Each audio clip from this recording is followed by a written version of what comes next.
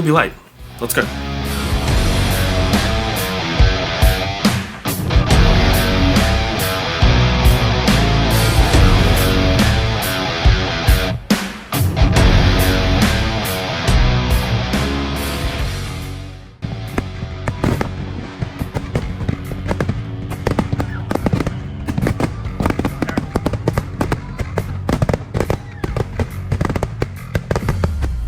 What's going on, guys? Welcome back to the channel. My name is Thomas, and I thought I'd jump on today and address some of the concerns that I have in regards to YouTube and the copyright claim and the issues I've been facing with a YouTuber under the name of Mega Capital G, otherwise known as Randall Jordan.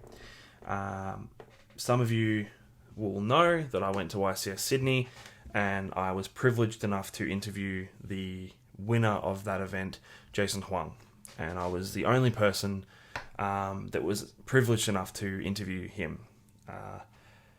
So I thought this is fantastic. Anyone that knows my brand knows that I'm a small content creator in Australia that has started from the ground up. I've just hit 700 subscribers, and I base my content around locals, vlogs, and deck profiles. In saying that, I thought this was a really great opportunity to put myself out there, and, you know, as we all know, YCS winning profiles generally get a lot of traction, and subsequently mine did. I was fortunate enough to have Randall see my content and deem it worthy enough to feature it in his own video.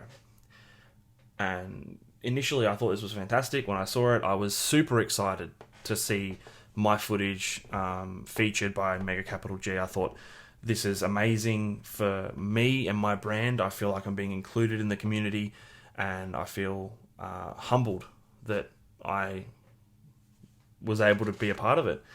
I looked at the video. I didn't see any sort of credit in the video itself. I looked in the description, and nothing there as well, which it's crushing a little bit, you know.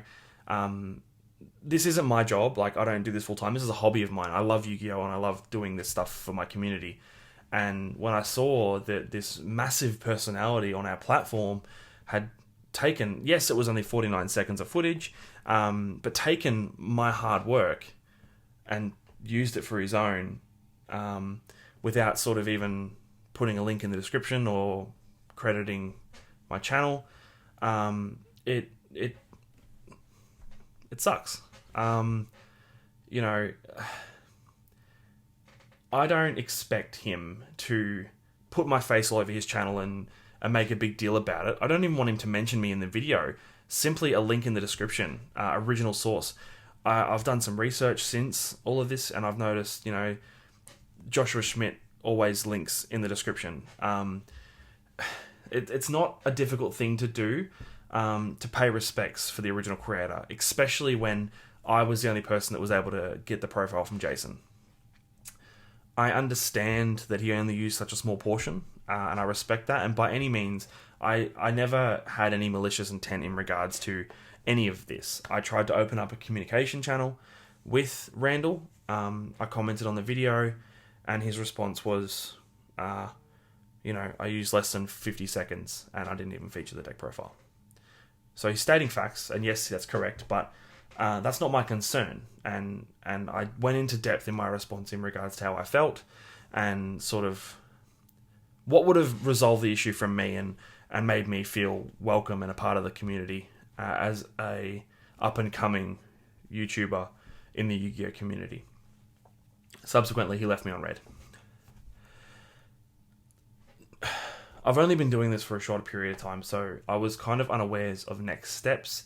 I didn't feel like the issue was resolved, and I was still feeling a bit demoralized from the situation. So I looked into submitting a strike. I wasn't aware that the video was going to be taken down. I thought perhaps from the way the process is on YouTube, it advised me that he would have been given the opportunity to react to the strike. So it prompted him, I think he got 7 or 14 business days to reach out to me, and we could have come to an agreement where I remove the strike claim. If all I ask is to put a link in the description. So I would have happily removed the strike claim if he'd reached out to me. I'm easily accessible. I'm on Instagram. I'm on X, and YouTube as well. Or he could take the video down himself, or subsequently YouTube would remove the video after 14 days. So I gave him plenty of time. Subsequently, he chose to ignore that and let the video get taken down anyway. So it was only post YouTube automatically removing the video after, I think it was 28 days or something, that he took to social media and called me out. I was at work at the time, and someone from my locals sent me the link. It's disappointing from my perspective when I made every attempt to communicate, and only after the fact of something, happening, where he now reacts. It's disappointing from my perspective to see a lot of pivotal members of our community jumping to conclusions as well and not getting the full picture. People that I look up to, like Nesh and DB Grinder and stuff. It's hard. I made every attempt to resolve the issue, only to be ignored. And then after the damage is done, we take to social media and drag my name through the dirt. Not once did I mention taking Randall to court, so I'm not sure where any of that's come from. As I've stated, I had no ill intent. Simply just going through the process and trying to resolve the issue so everyone's happy, right? Because this isn't just about keeping this big personality happy. Like, I'm a human too, and I have a right to be heard. And, I think it's a David versus Goliath scenario, and I feel as if this post on social media is an attempt to bully me into submission, which isn't going to happen. At the end of the day, he took my footage, he used it without consent, regardless of fair use or whatever. It's about the principle. And look, I want to move forward from this with, I guess, a sense of accomplishment. I'm not coming for this person. I'm not trying to take him down. I'm not trying to demonize him. I'm not trying to demonize anyone. But I'm also not going to allow people to drag my name through the dirt and make me look like something that I'm not.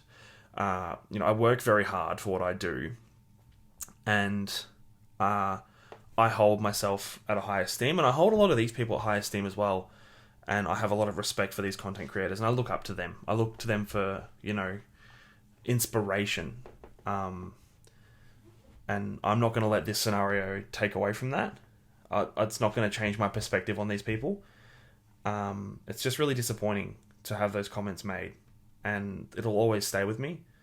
But, I'd like to resolve the issue. If Randall, mate, if you want to, have a Discord call, have a catch up, whatever, I'm open to it. I hold no resentment towards you.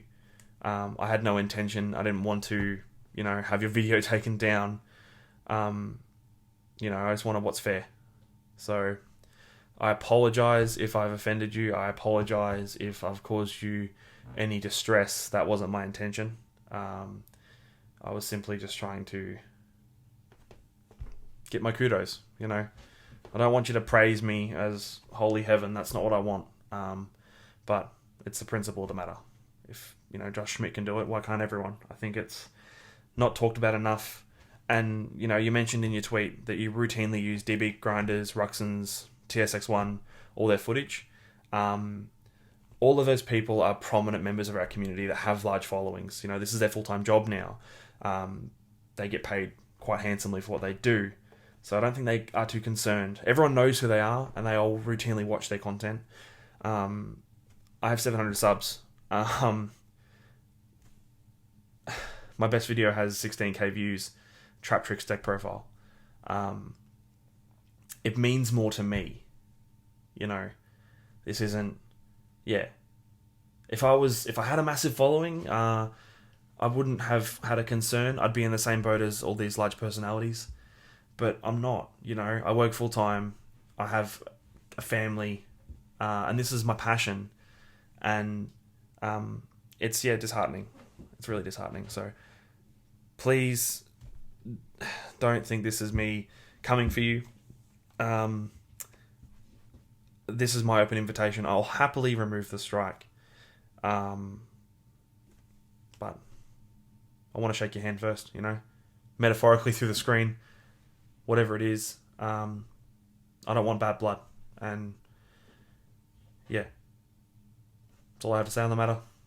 My inbox is always open. Always keen for a chat, but yeah, talk to you soon.